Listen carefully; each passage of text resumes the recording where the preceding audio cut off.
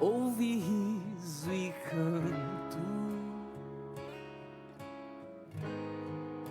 Maravilhoso, eterno Senhor, vem nos restaurar, nos encher como um rio.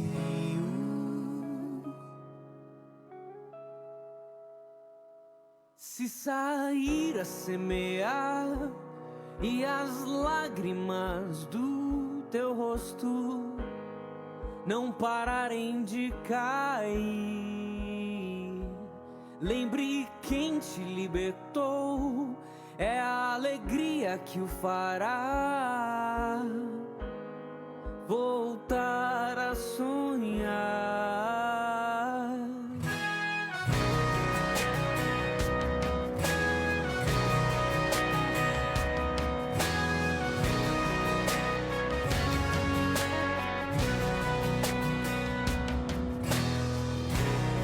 Pareceu um sonho quando Deus nos libertou. Houve riso e canto, maravilhoso, eterno Senhor, vem nos restaurar, nos encher como um rio.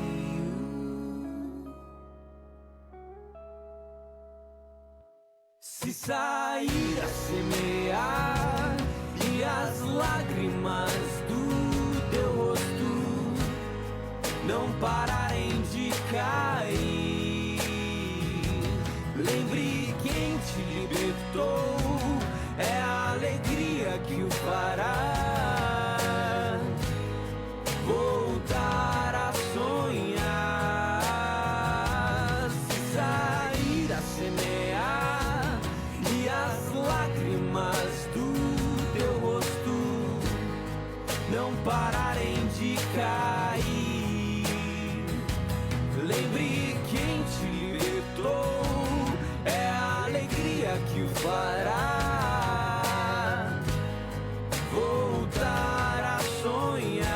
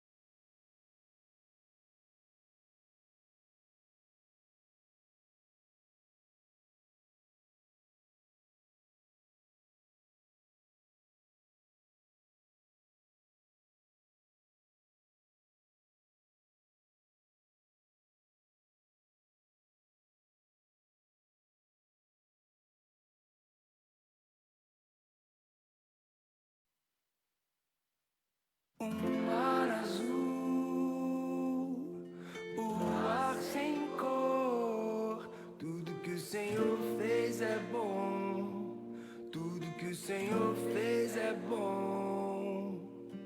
O frio da noite, o sol da manhã, tudo que o Senhor fez é bom.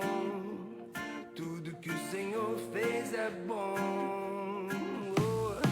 O Senhor, poderoso e forte, me encontrou. Substância informe, esse amor mais forte que a morte me salvou. O Senhor, poderoso e forte, me encontrou. Substância informe, esse amor mais forte que a morte me salvou. Ele me amou primeiro. Muito bom dia a você que está aqui com a gente na nossa igreja, nessa escola dominical. É uma alegria ter a sua presença e você que participa com a gente através da transmissão no Facebook, seja muito bem-vindo. Só quero lembrar os irmãos que a gente está tendo uma dificuldade com o YouTube, então essa escola dominical vai subir depois, quando terminar essa transmissão. Então, se você quiser participar deste momento com a gente em sua casa, você entra na nossa página no Facebook e participe conosco dessa escola dominical. É uma alegria ter você conosco. Eu queria convidar você a abrir no Salmo 24, verso 1. Hoje nós vamos falar sobre Jesus Cristo, nosso Senhor, uma parte do credo que fala que Jesus é o nosso Senhor, e eu gostaria de lembrar de um salmo, o Salmo 24, que fala assim: ao Senhor pertence a terra e tudo que nela se contém, o mundo e os que nele habitam. Esse salmo fala sobre a vinda do Rei da Glória e fala do início desse Deus, simplesmente mostrando que tudo pertence a Ele. Pertence porque Ele é o Criador, Ele é o soberano, Ele é aquele que criou todas as coisas do nada. Ele já existia na eternidade.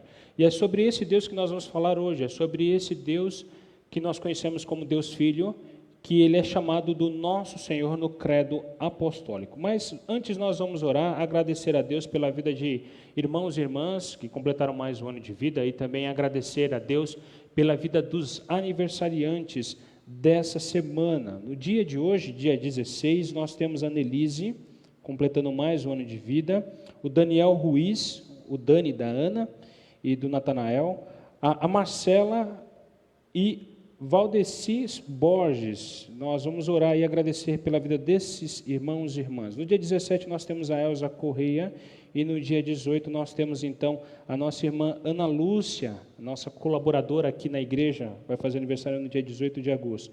E Cristiane Marchesi está fazendo aniversário também no dia 18. Nós vamos agradecer, orar a Deus pela vida desses irmãos e irmãs.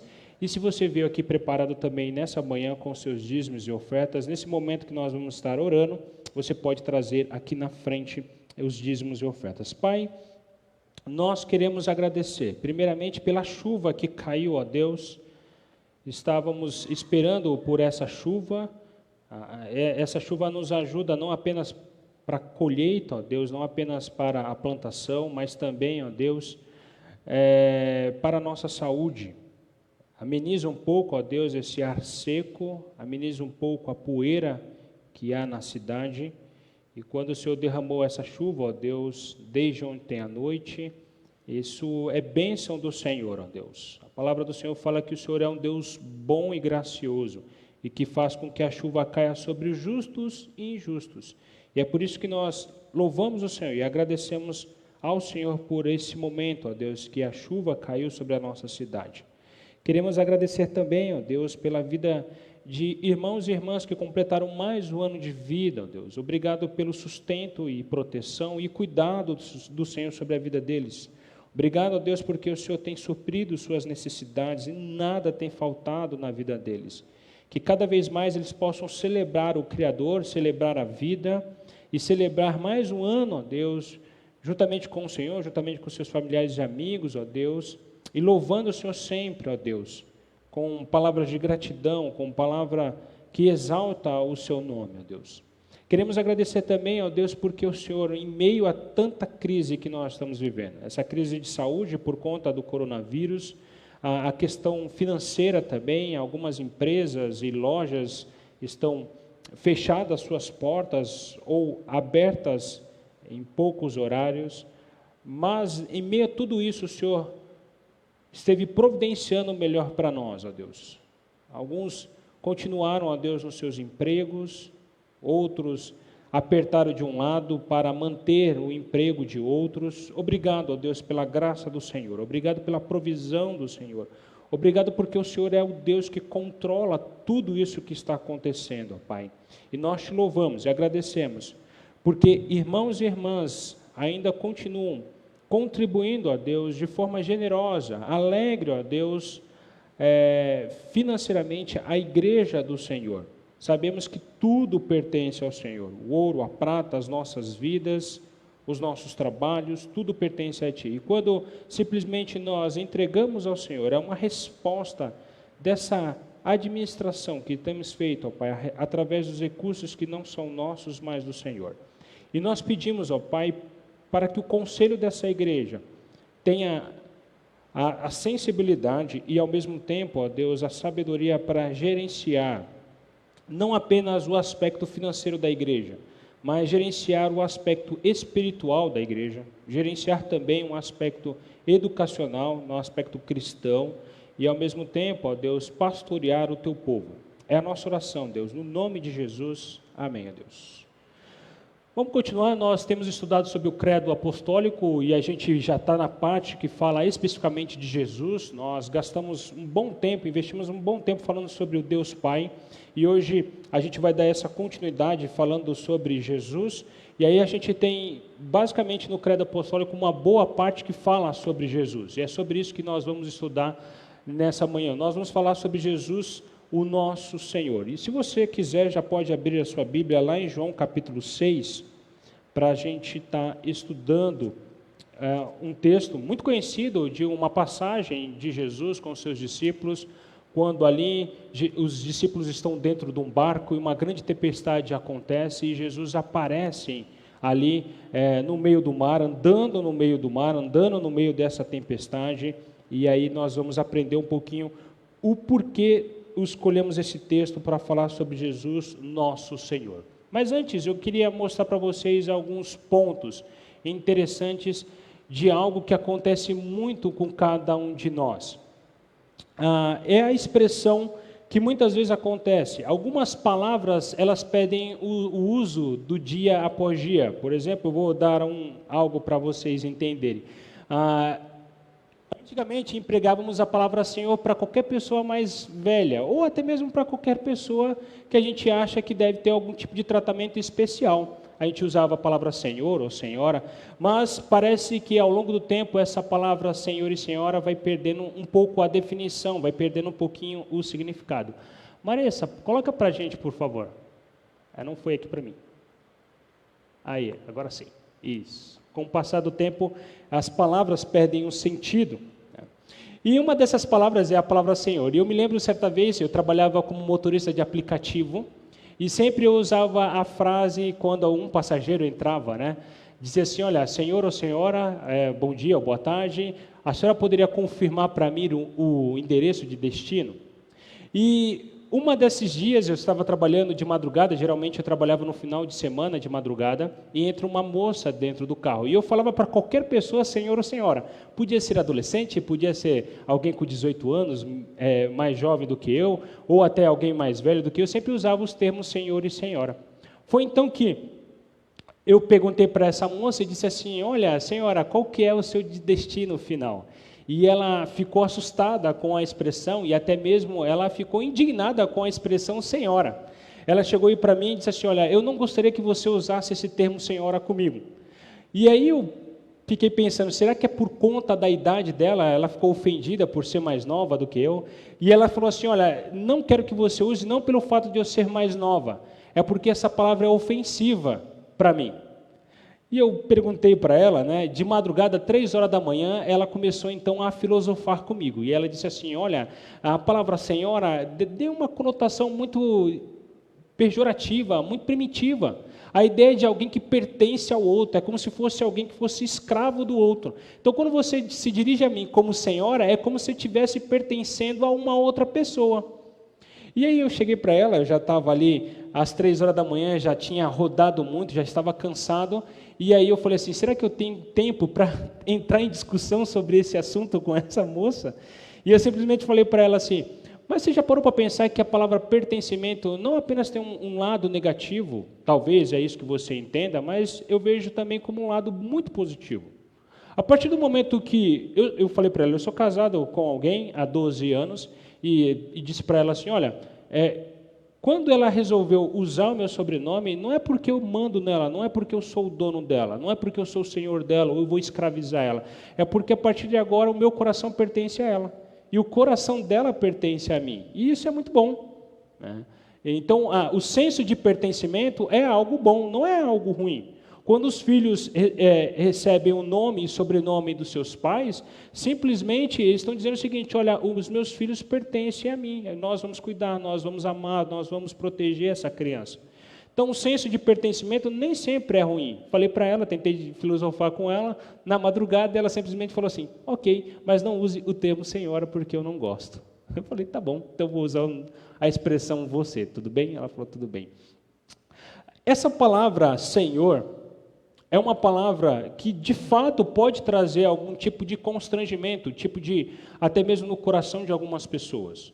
Porque a ideia é de alguém que simplesmente tem, fato, governo e soberania sobre nós. Muitas pessoas não gostam de usar o termo Senhor para Jesus, usam o termo Salvador. Jesus é o meu Salvador.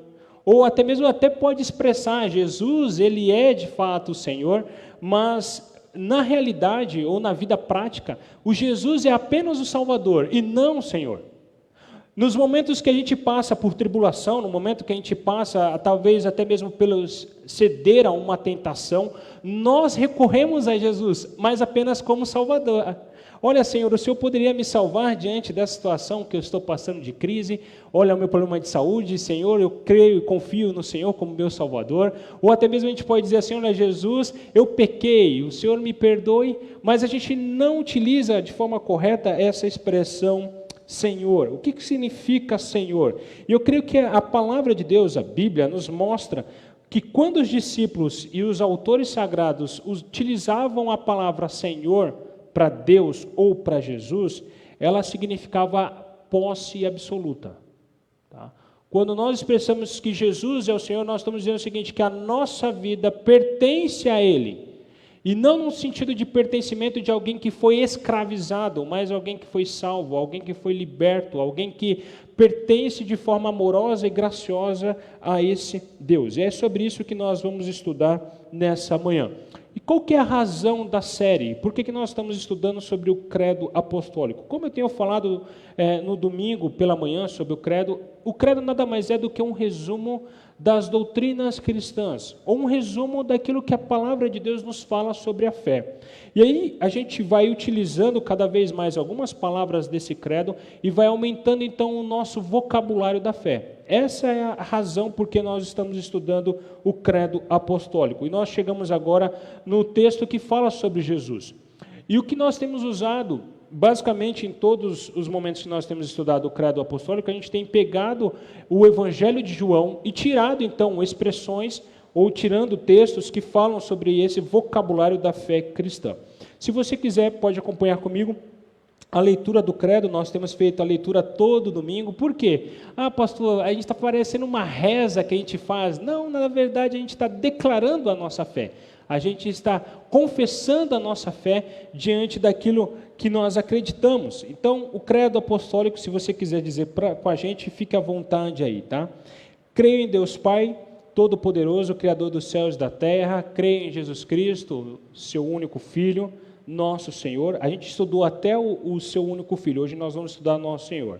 O qual foi concebido por obra do Espírito Santo, nasceu da Virgem Maria, padeceu sob o poder de Pôncio Pilatos, foi crucificado, morto e sepultado, ressurgiu dos mortos e ao terceiro dia subiu aos céus e está sentado à mão direita de Deus Pai Todo-Poderoso, de onde há de vir para julgar vivos e mortos. Creio no Espírito Santo, na Santa Igreja Universal, na comunhão dos santos, na remissão dos pecados, na ressurreição do corpo, na vida eterna. Amém. Esse é o credo que nós conhecemos, tá? Vamos estudar então um pouquinho sobre a palavra Senhor ao longo da história. E essa palavra ela é utilizada em todos os momentos, tá? A gente utiliza essa expressão para se dirigir ao próprio Deus.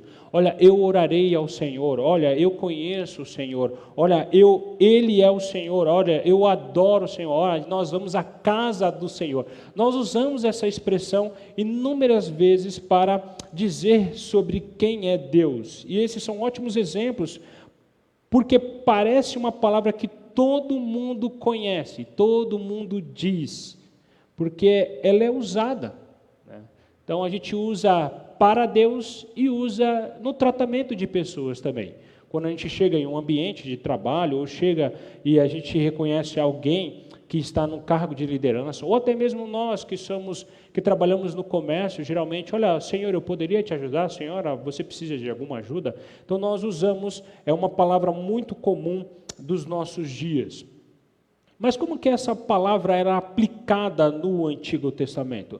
A palavra Senhor, que aparece em nossas traduções, se você abrir a sua Bíblia em qualquer texto do Antigo Testamento que tem a expressão Senhor, com letra maiúscula, é a expressão que nós conhecemos daquele tetagrama, que são 4 letras que falam sobre Iavé, tá? Que é o Y, o HWH, que é reconhecido como nome pessoal. E aí a gente precisa lembrar um pouquinho sobre isso. Quando Deus se apresenta para Moisés na sarça ardente, o que acontece? Ele pergunta, olha, tudo bem, eu tenho que ir até Faraó, mas Faraó vai perguntar, quem te enviou aqui? E aí, qual é o seu nome? Eu preciso falar para ele, né? E aí o próprio Deus fala assim, ó, eu sou, né? Que é essa expressão Iavé. Só que a gente precisa entender um pouquinho, que lá no tempo de Moisés, não tinha vogais, só tinha consoantes. E com o tempo ia se passando, a letra e também a alfabetização ia diminuindo cada vez mais, porque precisava das vogais. Então foi que eles resolveram acrescentar as vogais, lá no ano mais ou menos em torno de 950, eles introduziram as vogais no hebraico, e aí então a gente tem essa expressão Iavé, tá? Com algumas vogais, com algumas letras a mais ali. O nome Senhor, Iavé, aparece mais de 5.321 vezes no Antigo Testamento. Você vai ver essa expressão na sua Bíblia com letra maiúscula. Algumas Bíblias têm até em negrito a expressão Senhor, que significa Iavé. No caso, algumas curiosidades sobre esse nome. Primeiro, a sua reverência com Deus. Quando o judeu expressava Iavé, era algo de forma reverente, ou seja, era algo muito específico. Eles não falavam à torta e à direita, ai meu Deus, ai Senhor e tudo mais. Não, Iavé era uma expressão de reverência que eles diziam. Uma outra questão de curiosidade é a interpretação de Levíticos 24:16. Eu quero abrir para vocês, só para vocês verem a curiosidade desse texto. Levíticos 24:16. Aquele que blasfemar o nome do Senhor será morto, toda a congregação o apedrejará, tanto estrangeiro como natural. Blasfemando o nome do Senhor será morto. Diante desse texto, e o texto também de lá de Êxodo 3:15, os judeus, principalmente os escribas, os religiosos, aquelas pessoas que ensinavam, eles tinham um medo tão grande de expressar a palavra Iavé, que eles trocaram a palavra Iavé por Adonai. Então, quando eles estavam em meio ao público, em meio à multidão, eles não falavam Iavé, eles falavam Adonai. Há também uma curiosidade que quando eles iriam utilizar esse nome, eles se banhavam. Eles tomavam banho antes para pronunciar o nome Iavé. Imagine, então, todas as vezes que ele fosse falar o nome Iavé, ele tinha que ir lá tomar um banho e voltar para expressar isso. Por quê? Porque eles tinham essa ideia, dessa interpretação, um medo terrível de blasfemar o nome do Senhor, de falar apenas o nome e ser apedrejado. Então, vocês conseguem perceber que no Antigo Testamento, esse nome é um nome assim, muito específico para Deus, o Pai, o Deus que se revela ali no Antigo Testamento, e também o Deus que se revela no Novo Testamento. Herman Bavinck, um teólogo, ele diz o seguinte, que especialmente no nome Yahvé que o Senhor se revela como Deus da graça. Porque é isso que acontece. Quando Moisés pergunta, olha, qual é o seu nome para eu chegar para Faraó? A gente precisa entender que o povo estava escravizado. E Deus estava dizendo, olha, Moisés, eu estou te enviando para você para aquele lugar, porque você vai ser o instrumento da minha pessoa para libertar o povo. Isso é graça, querido. Deus está libertando o povo da escravidão, daquele povo do Egito. Então, quando o próprio Deus se levanta e diz, olha, eu sou o que sou, eu sou o Yahvé, é uma expressão especial, revelando assim a graça de Deus. De um modo especial, encontramos então que nessa afirmação fala sobre um Deus que não muda. Eu sou o que sou e ponto final. Se eu falei que eu vou libertar, vai ser liberto. Se eu falei que esse povo vai peregrinar durante 40 anos no deserto, ele vai peregrinar. Se esse povo vai receber o maná, ele vai receber. Então, está falando sobre esse Deus que não muda, é um Deus eterno, é um Deus imutável. Assim, então, nós temos um Deus que se revela no Antigo Testamento de que forma? A expressão Senhor fala sobre um Senhor de toda a terra. Ele criou o céu e a terra, enchendo-os com toda a sua glória, tendo, portanto, todo o domínio. Nós lemos o Salmo 24 que fala sobre isso. Quando você abre Gênesis capítulo 1, verso 1, fala que no princípio Deus criou os céus e a terra. Deus também, Ele é o Senhor de Israel. Deus criou seu povo e adquiriu ele ainda, num segundo momento, quando o livrou da escravidão do Egito. Ele pode dizer para Israel, eu sou o Senhor, eu libertei vocês. Deus é o Senhor da história. Deus ele exerce, então, ativamente seu poder sobre o mundo e os homens, dirigindo ali a história para a realização de seu propósito eterno. Deus dirige a história fazendo com que todas as coisas contribuam para o bem do seu povo. É o que diz lá Paulo em Romanos capítulo 8.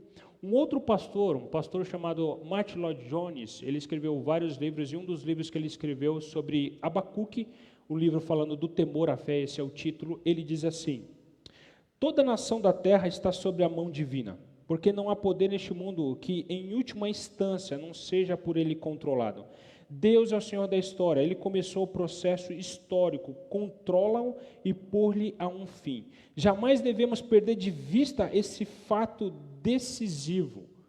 Ele está dizendo assim, olha, o Senhor é o dono de todas as nações. Então, quando nós olhamos, por exemplo, para um contexto de Brasil, Deus ele governa a nação brasileira, Deus governa os reis, Deus governa os governadores, Deus governa o coração do presidente, Deus governa o coração do Supremo Tribunal Federal. Ele governa tudo.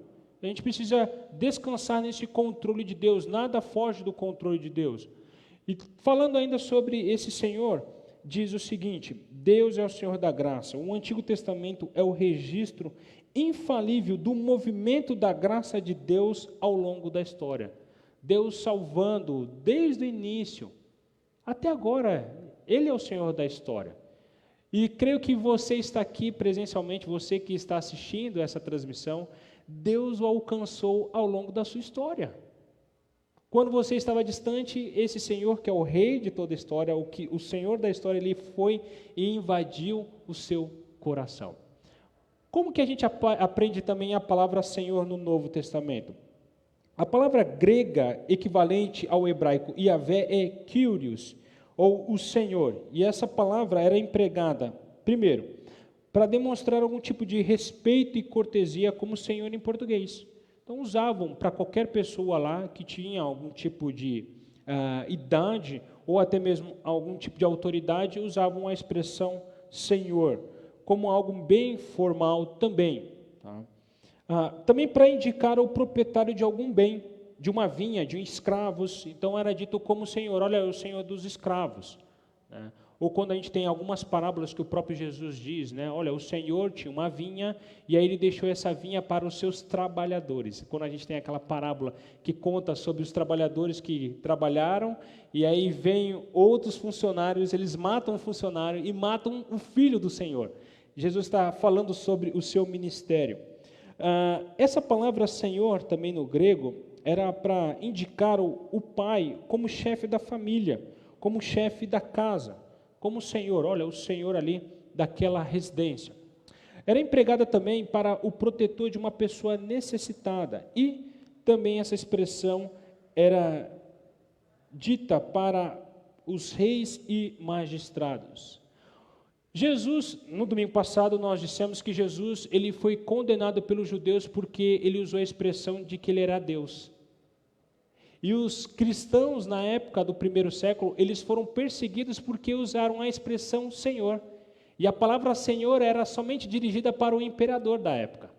Então, os cristãos no primeiro século começaram a usar o termo Jesus como Senhor, eles foram perseguidos por conta disso.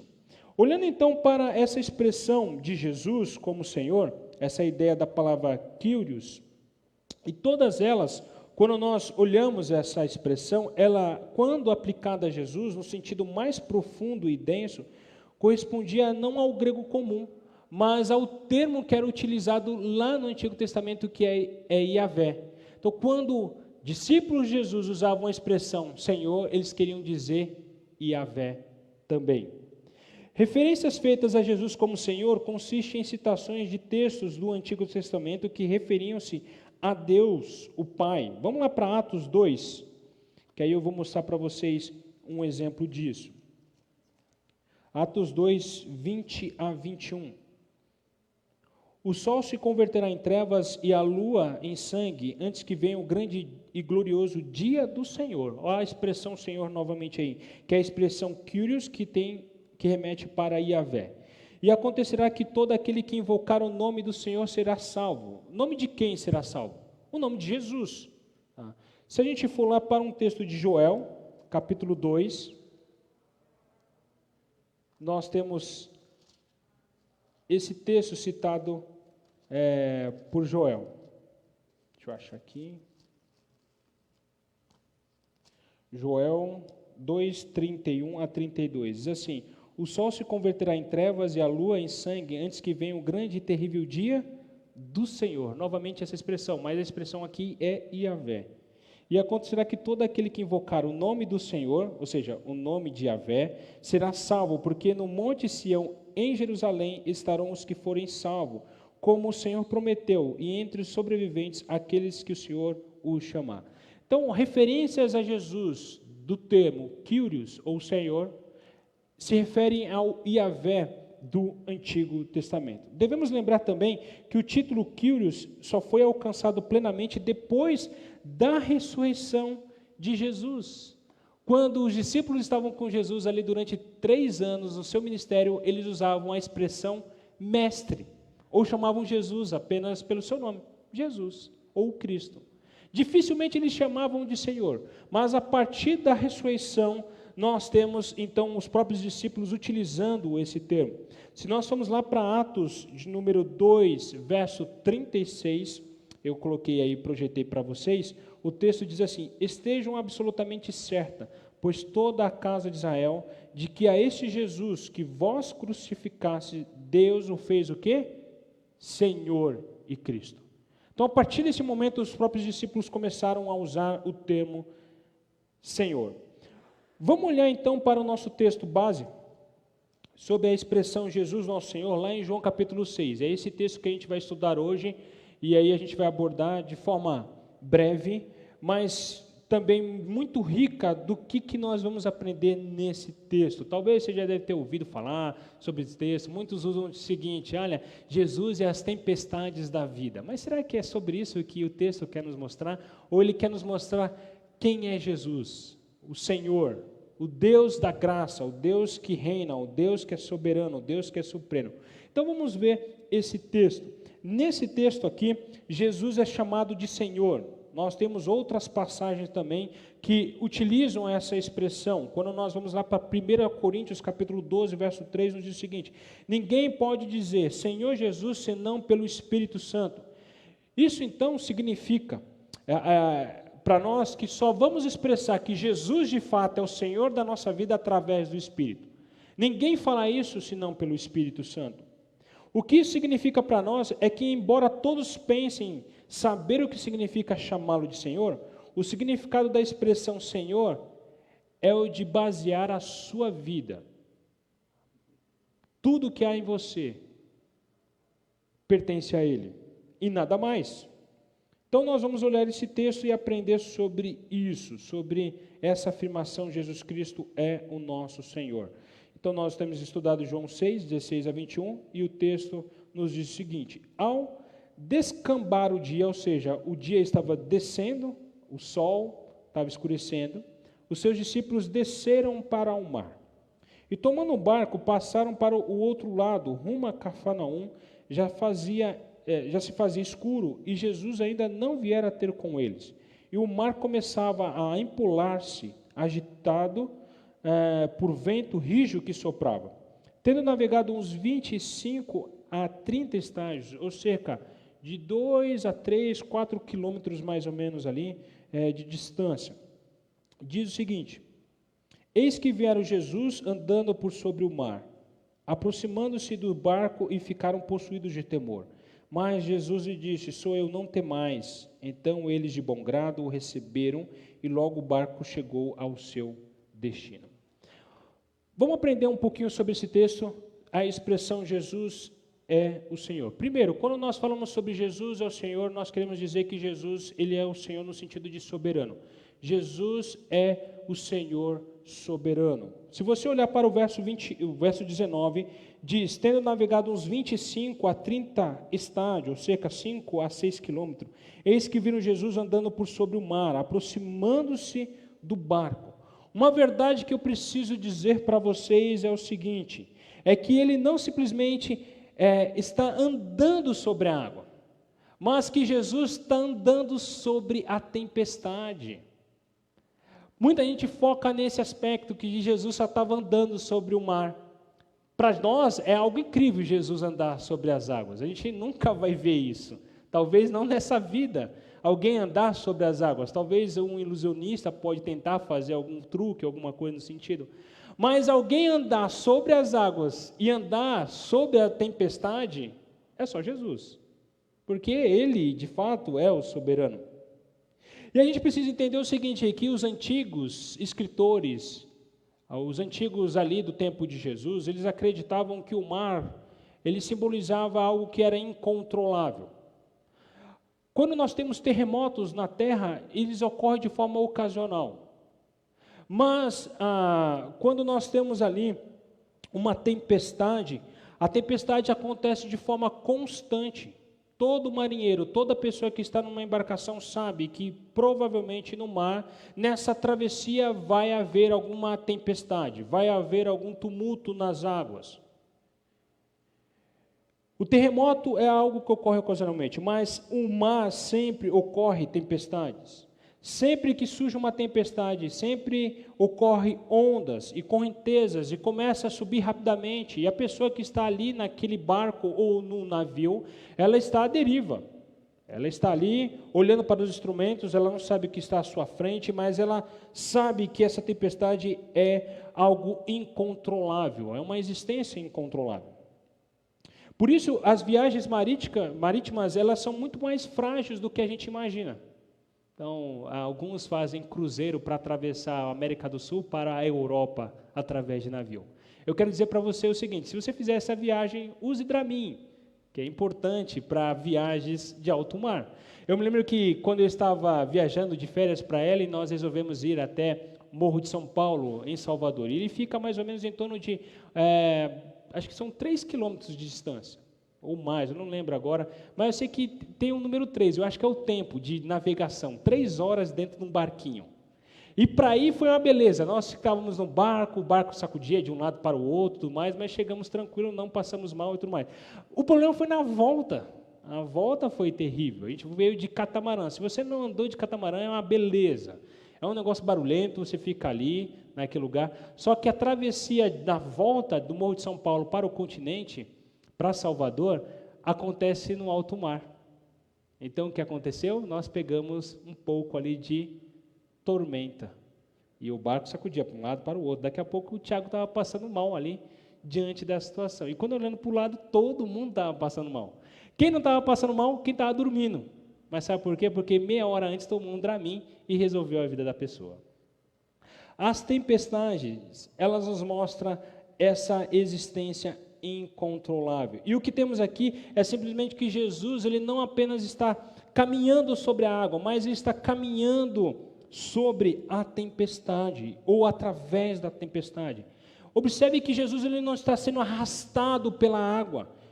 Jesus, ele está caminhando, ele está andando com o seu poder absoluto sobre algo que as pessoas olhavam como algo incontrolável, totalmente destrutível.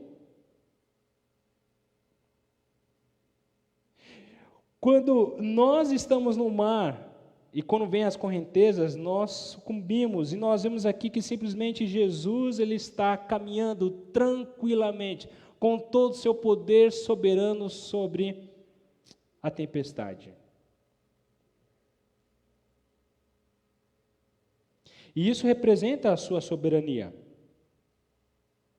Se nós olhamos um pouquinho para uma outra história de Jesus, nós vemos que simplesmente Jesus está no barco dormindo e acontece uma grande tempestade, os discípulos ficam desesperados ali e chamam Jesus, e Jesus ali simplesmente com um estalar de dedos ele diz: cala-te, fique quieta. E simplesmente o mar e a tempestade parou.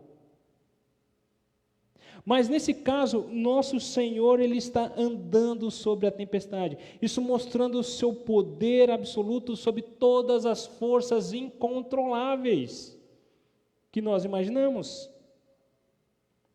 E o que ele mostra aqui, você consegue compreender o que ele mostra aqui? Ele mostra para nós, ele vai nos mostrar que ele tem um poder absoluto. Isso significa que ele é completamente soberano sobre tudo que existe. Isso significa que não há nada que ele não possa lidar. Isso significa que não há nada fora do seu controle. Deixa eu tentar aqui aplicar isso para a sua vida, aplicar isso para você que está nos assistindo. Talvez você veio aqui para a igreja por alguma razão, talvez você falou assim, eu queria ir lá para a escola dominical aprender um pouco mais, talvez você está vendo essa transmissão e se perguntando e dizendo o seguinte, tá bom, ok, mas eu não sou um tanto assim interessado sobre Jesus como centro da minha vida, porque a expressão Senhor é alguém que tem poder absoluto. O nosso coração é incontrolável e Ele controla o nosso coração. Talvez você deve dizer assim, não, mas eu não estou tão interessado assim nesse aspecto do Senhor como centro da minha vida. E você acha que a caminhada da sua vida é uma caminhada tranquila, mas eu queria dizer para você que a sua caminhada não é a caminhada terrestre, mas é uma caminhada marítima, de altos e baixos, de tempestades que surgem a qualquer momento. A Bíblia, então, ela vai nos mostrar sobre isso. Ela nos mostra que, basicamente, acontece que você pode pensar que as coisas podem ir super bem na sua vida. E para outras está acontecendo muito mal. Mas é porque o outro está passando por uma tempestade incontrolável. E você acha que tem um controle da sua vida, mas eu quero dizer o seguinte, que há mais profundezas e trevas dentro do seu coração de que você não consegue imaginar. Se você acha que conseguirá atravessar o lago, se conseguir a vida sem Jesus no centro do barco, aqui está um aviso para você. Você tem uma tormenta e ela está chegando. E ela vai tirar esse possível controle das suas mãos. Por outro lado, nós temos pessoas que estão aqui presentes ou que estão assistindo e estão dizendo assim, olha, a minha vida está à deriva. Olha, estou vivendo em meio a tempestades. Eu sei exatamente do que você está falando. Eu realmente me sinto fora do controle. Sinto que eu não posso dar mais um passo, mais uma remada. Eu quero te chamar a atenção no seguinte, quando nós estamos passando por essa tormenta, nós dizemos às vezes que a vida é como um mar. E quando dizemos, olha, eu estou no mar, queremos dizer que eu estou fora de controle, eu estou confuso.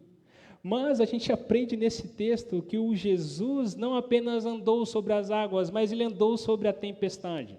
E ele tem o controle sobre as suas mãos, ele é soberano. Pode surgir ventos fortes, pode ter ondas altas, nós temos um Jesus que é páreo para tudo isso. E não apenas nessa história Jesus falou, acalma-te, fique quieta, mas em outras histórias ele disse isso também. Ele é soberano e ele tem esse tipo de poder.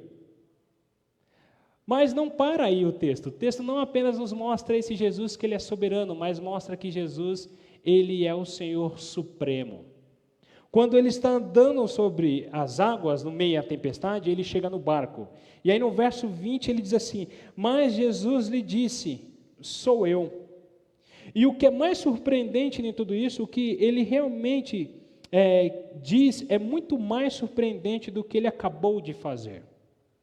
Porque aqueles discípulos ouviram a expressão Yahvé, eu sou o autoexistente, eu sempre existi. O que ele realmente diz, eu sou, no grego egoemi, eu sou o autoexistente.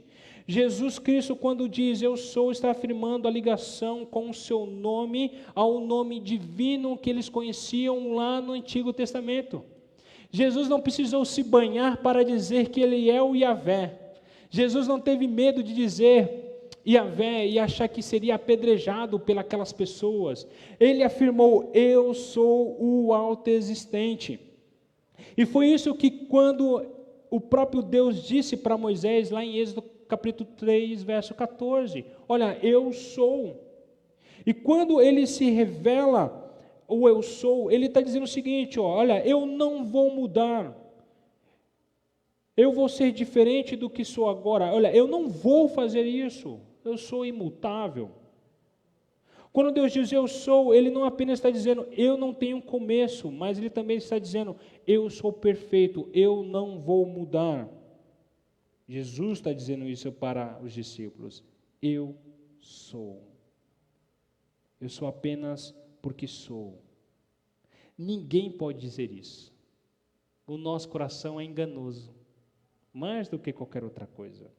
Mas Deus e Jesus pode dizer, eu sou. Eu não sou por causa de nada, eu sou minha própria causa. Eu sou a minha própria condição. Jesus, ao dizer isso, ele vai reivindicar algo mais difícil da história, mais difícil para os seres humanos, que pudesse se apossar disso.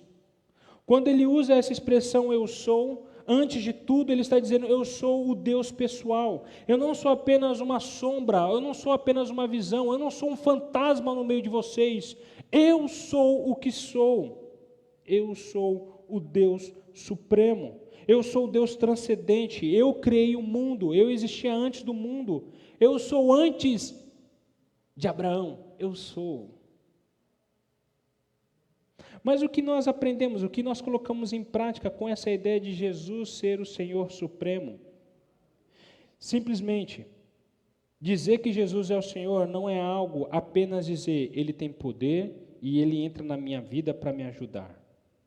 Mas sim, que Ele tem autoridade suprema quando Ele entra na minha vida. Ele tem que ser o centro da minha vida. Quando nós aprendemos e nós expressamos Jesus, Ele é o Senhor, nós queremos dizer que Jesus não está à margem, Jesus não está na periferia da nossa vida. Olha, Jesus não está apenas no culto de domingo, Jesus não está apenas na comunhão, na reunião que nós fazemos da igreja. Não, Jesus Ele é o Senhor dos meus negócios, Jesus é o Senhor na minha casa, Jesus é o Senhor na minha escola, Jesus Ele é o Senhor supremo sobre as nossas vidas. E Jesus diz isso. O que eu quero mostrar para vocês de forma prática é o seguinte, a afirmação de Jesus Cristo aqui significa que intelectualmente e pessoalmente, se você estiver olhando para Ele como Senhor, isso cria uma situação de tudo ou nada. De tudo ou nada intelectualmente e de tudo ou nada também pessoalmente. E como que seria isso? Como que o senhor pode me explicar, pastor, sobre esse tudo ou nada de forma intelectualmente e pessoalmente? Algumas pessoas vão afirmar o seguinte, olha, eu aceito Jesus como Senhor, eu gosto dos ensinos de Jesus, eu gosto dos atos de Jesus, dos milagres de Jesus, mas eu não aceito Jesus e a afirmação de que Ele é o Senhor, porque eu quero ter o controle da minha vida ainda. E eu quero dizer para você o seguinte, quando você afirma de forma inteligente, intelectual, é tudo ou nada. Não apenas você se aprecia da obra de Jesus ou dos ensinamentos de Jesus, mas você precisa também afirmar que Jesus, Ele é o Senhor da sua vida. E segundo, o que eu quero dizer com a situação de tudo ou nada pessoalmente? Significa que Ele não pode estar à margem da sua vida, ou uma parte periférica da sua vida. Ele não pode ser alguém que você entre em contato ocasionalmente, quando você precisa dele. Olha, Senhor, eu estou precisando do Senhor num milagre que o Senhor precisa realizar. Olha, Senhor, eu pequei, o Senhor pode me perdoar neste momento? Não, Ele tem que ser o centro da sua vida, Ele é o Senhor supremo. Portanto, Ele não é apenas o Senhor soberano, Ele não é apenas alguém poderoso que entra na sua vida para ajudá-lo a ser uma melhor pessoa, mas Ele é o Senhor supremo sobre a sua vida. Ele tem que ser o centro, querido. Não a margem da sua vida. Uma outra expressão que a gente aprende é que Jesus, Ele é o Santo Senhor. Quando Jesus se aproxima, diz o seguinte: tendo navegado uns 25 a 30 estágios, eis que eles viram Jesus andando por sobre a água, o mar, aproximando-se do barco e ficaram possuídos de temor. E aqui, eles estão possuídos de temor porque perceberam que estavam na presença de algo totalmente diferente. Nós precisamos entender que aqueles discípulos, alguns deles eram pescadores, e provavelmente eles já, em diversos momentos, sofreram ali tempestades em alto mar. Eles sabiam que o mar da Galileia tinha tempestades a todo momento. Mas eles não ficam possuídos com a tempestade, mas eles ficam possuídos com a presença de alguém que é totalmente diferente daquilo que eles já tinham experimentado antes. Eles ficam possuídos de temor porque perceberam isso. E a santidade significa que ele é totalmente outro. Interessante que a expressão eu sou, usada no Antigo Testamento, nós temos lá, ela revela a santidade de Deus. Mas a gente nunca vemos a expressão não temas. Quando Moisés vai ao encontro do Senhor na sarça, o próprio Deus, olha, tire as sandálias dos teus pés porque esse lugar é santo. Quando o próprio Senhor chega aí, vai no monte e fala que o povo não poderia nem tocar no monte porque cairiam morto. Mas Jesus usa essa expressão eu sou, mas também usa a expressão não temas. Há um autor chamado Rudolf Otto, em seu livro Sagrado, e ele descobriu o seguinte, que quando homens e mulheres chegaram a um lugar onde começaram a experimentar a presença do sobrenatural, eles se sentiram atraídos por um lado e repelidos pelo outro. Reverência luminosa ou profunda ambivalência. O que significa isso? E a Bíblia responde isso. Há uma parte de nossas vidas que quando Deus nos criou, Ele colocou um vazio, que só é preenchido pelo próprio Deus. A própria palavra de Deus fala que nós carecemos da glória de Deus. Mas, por outro lado, nós queremos preencher essa glória de Deus vazia do nosso coração, essa carência que nós temos, com outras coisas. E quando nós nos deparamos com esse Deus real, quando nós nos deparamos com Jesus, o Jesus que é o Senhor, o que acontece? Acontece um grande conflito dentro de nós. O que é muito irônico para nós percebermos é o seguinte, que a tempestade é maior no coração dos discípulos do que no mar. Há uma maior tempestade lá dentro, porque eles não estão tão preocupados com a tempestade lá fora, mas estão preocupados com a tempestade que surge dentro do coração. Mas vamos pensar um pouquinho sobre tempestades. Como que elas surgem? Precisa ter um ar quente e um ar frio para que temos uma tempestade. E há uma tempestade acontecendo dentro do coração daqueles discípulos, porque eles estão diante da carência deles e diante desse Jesus que é santo.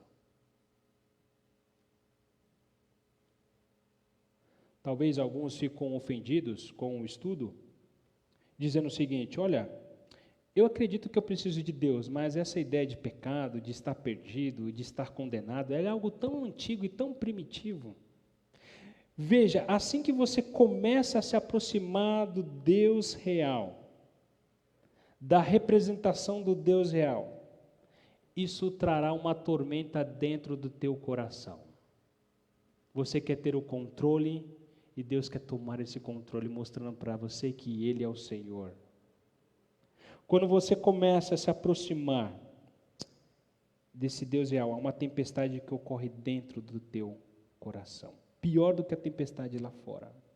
Essa tempestade interior é uma tempestade de culpa, de desespero, um sentimento como eu nunca vou conseguir, um sentimento de que eu nunca serei bom o suficiente, ou talvez até mesmo um senso de terror, mesmo na afirmação de que você é um pecador perdido, ou raiva disso, ou até mesmo ofendido. Há uma tempestade que acontece dentro do seu coração quando você se encontra com um Deus real. E é isso que aconteceu no coração daqueles discípulos. Isso é o que acontece no coração ao longo da história de homens e mulheres que se rendem ao amor de Jesus. Jesus Cristo está dizendo, minha santidade, em vez de ser uma ameaça para você, que é o que você sente, não é. Mas é um encontro. É um encontro. E o último, Jesus é além do Senhor. Se Ele era apenas um Senhor e nada mais, então todos nós estamos mortos, iremos afundar. Veja o que Jesus diz no verso 20. Sou eu, não temais. Ele usa apenas 4 palavras no grego. Sou eu, não temas. E isso trouxe um choque para eles, porque no Antigo Testamento, sempre que Deus falava eu sou, estava ligado a alguma coisa relacionada à santidade de Deus, e nunca a gente vê a expressão não temas. Como eu já falei antes, na sarça nós vemos tire a sandália dos pés, porque esse lugar é santo. No monte nós vemos, quando nós vemos Isaías que se vê diante do Senhor, ele cai como morto, e ele fala que os seus lábios são impuros. Agora, aqui nós temos Jesus, e acompanhe comigo, ele não apenas diz, olha, eu sou, não temais, ele diz, olha, eu sou, portanto, não temas. O que Jesus está nos dizendo é o seguinte, que a minha santidade, em vez de ser uma ameaça para você, é simplesmente algo que não é. E como isso é possível? E aqui nós temos algumas respostas para você. Jesus ele usa a figura do Antigo Testamento diversas vezes com o seu ensino, para aplicar à sua pessoa. Em uma ocasião, falando sobre mar, falando sobre tormenta, falando sobre tempestade, Jesus conta uma história do Antigo Testamento. Quando nós abrimos em Lucas 11:32, fala o seguinte, eles se arrependeram com a pregação de Jonas, e eis aqui está quem é maior do que Jonas. Ele é maior do que Jonas. Mas qual é a história de Jonas que nós conhecemos? É a história de alguém, de um profeta que foi enviado para Nínive, mas resolveu ir para Jope. Resolveu tomar um outro caminho. E dentro daquele barco ocorre o quê? Uma grande tempestade. A sorte é lançada sobre aqueles porque eles achavam que os deuses ali, como eu falei, eles acreditavam que o mar era algo incontrolável, que somente Deus poderia controlar. Lançaram sortes, e caiu a sorte sobre quem? Sobre Jonas. E Jonas foi lançado sobre o mar. E o próprio Jesus, depois, numa outra ocasião, falando sobre isso, ele diz assim, porque assim como esteve Jonas 3 dias e 3 noites no ventre do grande peixe, assim o Filho do Homem estará 3 dias e 3 noites no coração da terra. Você sabe o que Jesus está querendo dizer com isso? Jesus está dizendo o seguinte, quando Jesus estava na cruz, provavelmente ele estava pensando naquela grande oração que Jonas fez dentro do peixe. E qual que foi a oração de Jonas? Foi essa aqui. Jonas 2, verso 3, diz assim, pois me lançaste no profundo do coração dos mares, e a corrente das águas me cercou. Todas as tuas ondas e as tuas vagas passaram por cima de mim. Quando Jesus estava naquela cruz, ele estava pensando sobre isso. Porque ele citou isso. E ele falou sobre isso. Ele ensinou sobre isso. O que ele estava dizendo quando disse que era maior que Jonas? Ele disse o seguinte, que há uma tempestade na qual eu estou afundando. Há uma tempestade em que as ondas passam por cima de mim. Eu não posso passar por cima delas. Eu tenho até poder para fazer isso, mas eu não vou fazer. Eu estou sob a única tempestade que pode realmente matar e matar vocês. É a tempestade da justiça, é a tempestade da punição pelo pecado, é a tempestade da justiça eterna. Em outras palavras, Jesus Cristo não é apenas um Senhor, Ele é um Salvador, Ele é um substituto. E Ele entrou na tempestade, nessa grande tempestade, por você, por mim.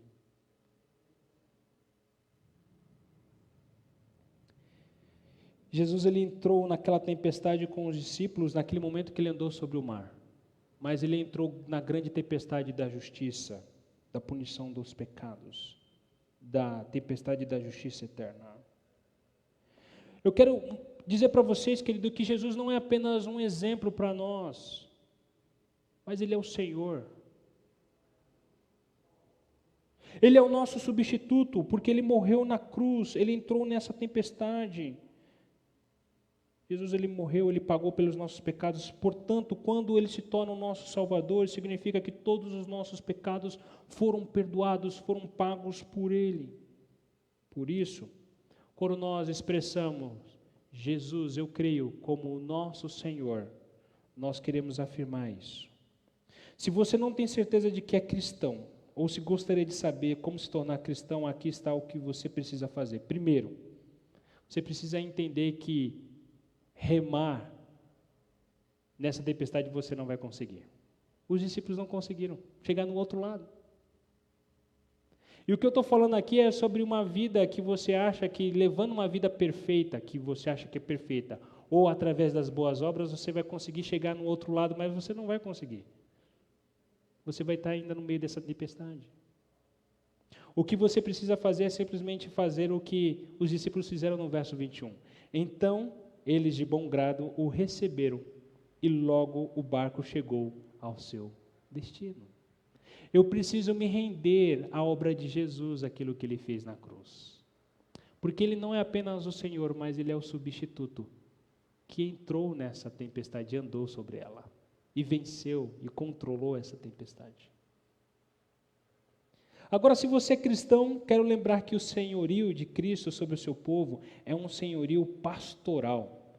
Ele não apenas governa, mas Ele nos protege, Ele nos ensina, Ele nos disciplina, Ele nos sustenta. Por isso, olha o que diz o autor aos Hebreus. Ele diz assim: ora, o Deus da paz, que tornou a trazer dentre os mortos a Jesus, nosso Senhor, o grande pastor das suas ovelhas. Quando nós expressarmos Jesus, o Salvador e Senhor, eu queria que você lembrasse isso. Ele é o centro, Ele é o que controla as tempestades do nosso coração. Vamos orar? Senhor, muito obrigado a Deus, porque ao olhar para as narrativas dos evangelhos, nós vemos o ministério de Jesus marcado por alguém com tanto poder, com tanta soberania, e mostrando para nós o quanto Ele tem domínio sobre as coisas incontroláveis. Incontroláveis para nós, Senhor, mas para o Senhor nada foge do Teu controle. E nós aprendemos nessa manhã que o Senhor é o soberano, o supremo, o santo e o substituto. O Senhor entrou na tempestade do nosso coração. Um coração enganoso, um coração cheio de confusões, um coração muitas vezes indomável. O Senhor invadiu o nosso coração e transformou o nosso coração. Mas, Senhor, nós queremos rogar àqueles que ainda não pertencem ao Senhor, que estão ouvindo essa mensagem, que o Senhor, ó Deus, entre de forma especial no coração dessas pessoas e que elas possam receber, se render, como aqueles discípulos fizeram. Elas possam reconhecer que remar contra essa tempestade elas não vão conseguir por suas próprias forças, mas deixar com que aquele que andou sobre as águas e sobre as tempestades pode acalmar o nosso coração. É a nossa oração, Pai, no nome de Jesus. E que a graça do nosso Senhor e Salvador Jesus Cristo, o amor de Deus, nosso Pai, a comunhão, a consolação e o ensino do Espírito Santo sejam sobre todos nós e sobre todo o povo de Deus, para na face da terra, hoje e para todos sempre. Amém. Quero agradecer a presença de todos aqui presentes. Obrigado pela sua presença, e você que está acompanhando com a gente, muito obrigado também. Lembrando os irmãos que às 19 horas nós temos nosso culto presencial. E eu quero convidar você para que você venha. Talvez você deve estar com algum tipo de receio de vir, insegurança, mas fique tranquilo, nós temos as cadeiras disponíveis para vocês, marcadas adequadamente, nós temos toda a parte de protocolo de higienização e tudo mais. Mas eu queria fazer o seguinte para você, eu queria que você fosse lá para os salmos, chamados salmos de peregrinação. O povo peregrinava indo em direção ao templo do Senhor, lendo alguns salmos. E um dos salmos diz assim: quando o Senhor restaurou a nossa sorte, ficávamos como quem sonhamos. E é isso, queridos, a gente está aberto as portas hoje para a gente estar aqui. Tá? Talvez você deve estar pensando assim, a igreja não é um lugar essencial. Eu diria que é um lugar essencial, sim. É um lugar que não apenas adoramos ao Senhor, mas é um lugar também que estamos em comunhão uns com os outros. E isso é essencial para a nossa caminhada cristã. Deus abençoe, um bom domingo para você.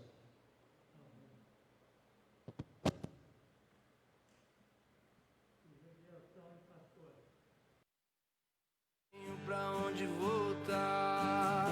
Só tenho você, Deus, palavra de vida eterna. Pra onde eu irei? Se eu não tenho pra onde voltar, só tenho você, Deus.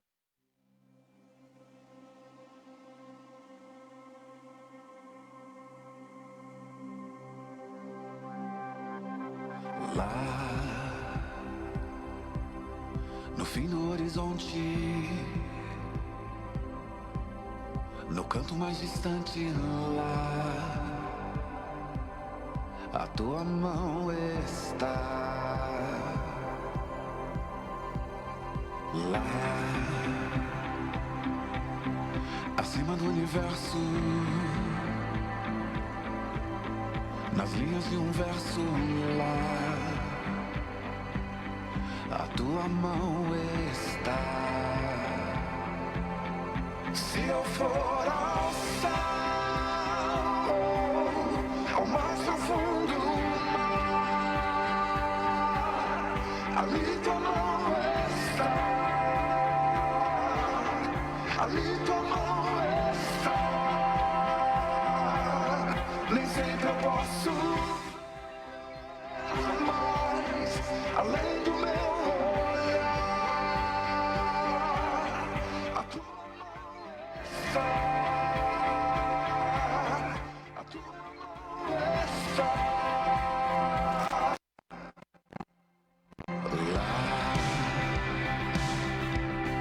no imenso firmamento, em todos os momentos, lá a tua mão está. Lá no coração que chora, no abraço que consola, a tua mão está. Se eu for ao céu, ao mais profundo mar, ali tua mão está, ali tua mão está. Nem sempre eu posso ver mais além do meu olhar. A tua mão está, a tua mão está. Deus está quando amanhece.